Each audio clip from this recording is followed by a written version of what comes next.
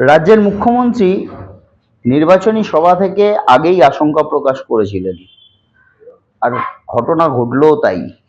গতকাল মধ্যরাতে গ্রেপ্তার করা হলো আইপ্যাকের ডিরেক্টরকে। কি বলছেন দলের রাজ্য মুখপাত্র তন্ময় ঘোষ এই মুহূর্তে রয়েছেন আমার সাথে। তিনি শ্রীরামপুরের তৃণমূল প্রার্থী।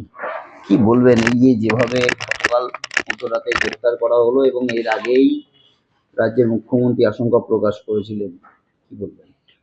একটা বিষয় পরিষ্কার যে আইপ্যাক একটা সংস্থা, একটা প্রাইভেট সংস্থা, তার সঙ্গে তৃণমূল কংগ্রেসের কোনো সম্পর্ক নেই। কিন্তু তারা তো এই মুহূর্তে আইপ্যাক সংস্থা হিসাবে তৃণমূল কংগ্রেসের ভোট কুশলী হিসাবে কাজ করছে। এই সংস্থায় তো আগে নরেন্দ্র মোদীর ভোট কুশলী হিসাবেও কাজ করেছিল।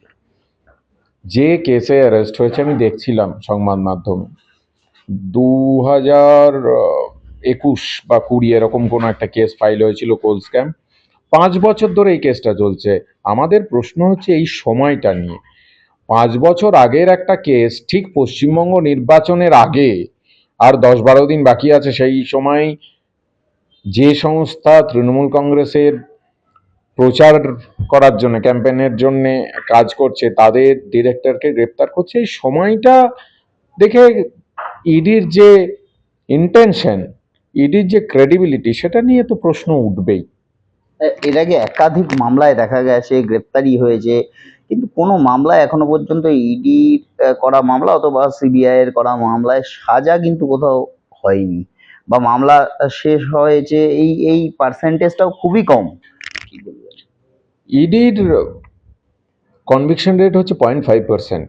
কারণ ইডি তো এখন বিজেপির বি টিম, সি টিম, এ টিম হয়ে কাজ করে, যার ফলে তারা গত 10 বছরে যে সমস্ত কেস ফাইল করেছে, তার মধ্যে 95% হচ্ছে বিরোধী দলের নেতা নেত্রীদের উপর। এবং তারাই আবার যখন বিজেপিতে চলে গেছে বা বিজেপির সঙ্গে জোট সরকার করেছে, তখন সেই কেসগুলো বন্ধ হয়ে গেছে।